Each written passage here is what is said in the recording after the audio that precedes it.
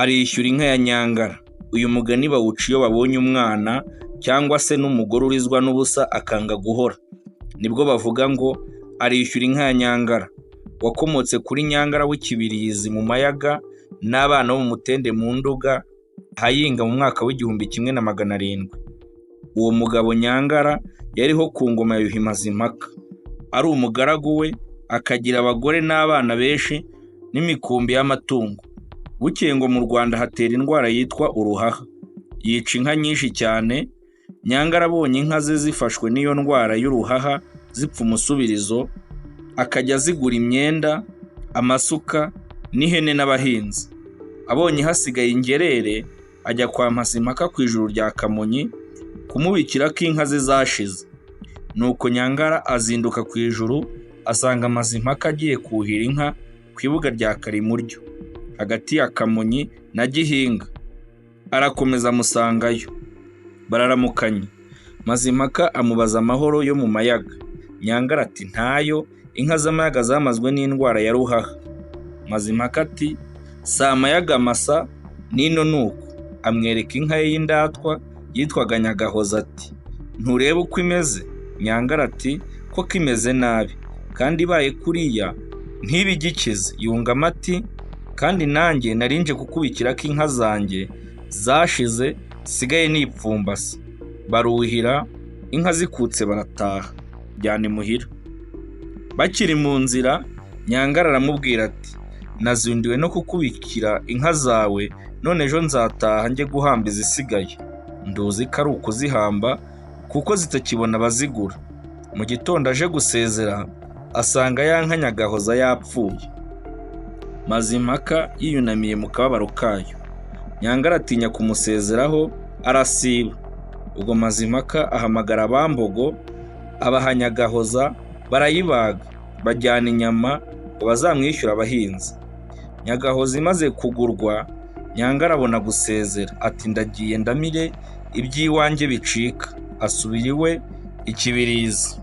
Agezeyo asanga ya nka yayimbye yapfuye. Arayibungira mu Banyamayaga. Barayanga kuko bari barahaze inyama z'inka zishwe na ruhaha. Inyama arazibika. Bukeye abona abana benshi baturutse mu Mutende wa Gasoro bajya gusenya inka. Ababaza iwabo bati iwacu ni mu Mutende wa Gasoro. Nyangara ati uwabaguriza inyama mukazamuhingira mwabyemera? Ubwo kwari ukubashuka kugira ngo azabone urwenzo rwo kwishyuza ababyeyi babo mu mwanya wabo, kuko ngo umwana arya inkware nyina akarya amoye.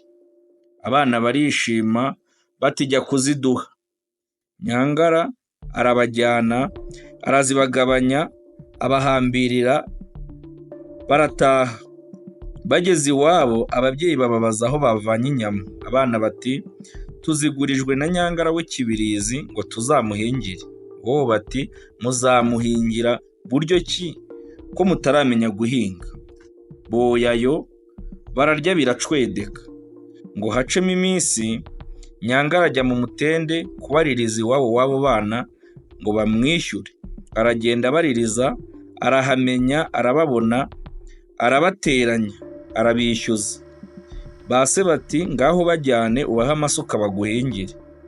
Abana bumvise base babatanze ngo bajye guhingira Nyangara, baraturika bararira. Nyangara arabashorera, bagenda barira inzira yose, bagera Ikibirizi bahogoye. Bamaze kugerayo, abapfasoni n'ababyeyi babaza Nyangara bati aba bana wabajijije iki? Undi ati nabavanye iwabo ngo baze kunyishyura inka yanjye bariye, baza barira inzira yose. Ababyeyi baramutwama bati bareke bagende, ibyo ni ubugome. Bati amarira yabo arakwishyuye. Nyangara arabareka baranataha, ariko bagenda bakirira. Biba bityo. Inkomoko iyo bumvise umwana urizwa n'ubusa agahogora, batarishyura inka ya Nyangara. Ndetse n'abagore babibagerekaho, kuko ubwo Nyangara yajyanaga abana barira, na ba nyina babo basigaye barirayo kwarika kubera agahinda k'urubyaro rwabo. Ya nka ya Mazimpaka nayo rero Abambogo bariye bakomeza kuyishyura bamuhingira ku ijuru rya Kamonyi. Amaze gutanga babashyira mu rugo rw'umuterekero ukabamo umuja w'Abambogo, bakamuhingira. Bagejeje mu mwaka w'1927 bigarukiraho. Umuja Nyangore wari muri urwo rugo rw'umuterekero wa Mazimpaka amaze kurongorwa n'umuhungu witwaga Kabarisa wo mu Marangara, bitewe n'ubukristu naho urugo rwo ku ijuru rwagarukiye. Abambogo bareka kwishyura Nyagahoza, ariko nabyo biracibukwa. Iyo babonye umuntu ukoreshwa agahato kataretsa baravuga ngo aracyishyura Nyagahoza, naho abana bo baracyishyura inka ya Nyangara kuzageza ku mpera y'isi. Sinjye wahera, hahera uyu mugani. Dukomeza gukora share, subscribe ndetse dutanga n'igitekerezo muri komenti igihe dukeneye ko twakorerwa undi mugani, ibyo nabyo bikagenda bidufasha. Uyu mugani rero ufite isomo kandi rikomeye mu muco nyarwanda ndetse no ku buzima bwa buri munsi. Isomo mu buzima bwa buri munsi. Uyu mugani arishyura inka ya Nyangara urimo amasomo akomeye mu buzima bwa buri munsi. Mu buzima bwa buri munsi umugani arishyura inka ya Nyangara utwereka ko ibikorwa byose umuntu akora, haba ikibi cyangwa icyiza, bigira ingaruka ku bandi no ku buzima bwe. Niyo mpamvu dukwiriye gushishoza mu byo dukora buri munsi, kuko ibitekerezo, amagambo cyangwa ibikorwa byacu bishobora kugira ingaruka nziza cyangwa mbi ku bandi. Isomo rya mbere: kwibuka ingaruka z'ibikorwa byacu.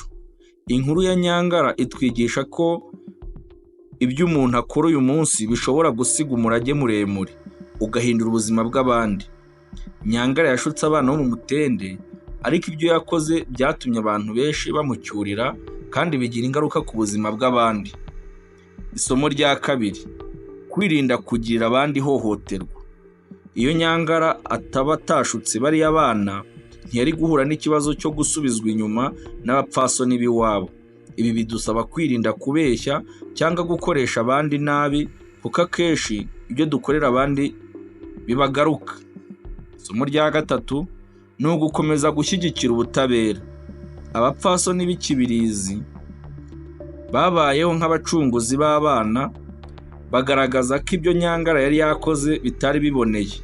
Ibi bigaragaza akamaro ko guhagarara ku kuri no kurengera abaciwe intege, cyane cyane abanyantege nkeya. Isomo rya kane: kwigira ku byabaye. Umurage wa Nyagahoza na Nyangara utwereka ko ibitekerezo by'imyitwarire yacu bigira ingaruka mu buryo burambye.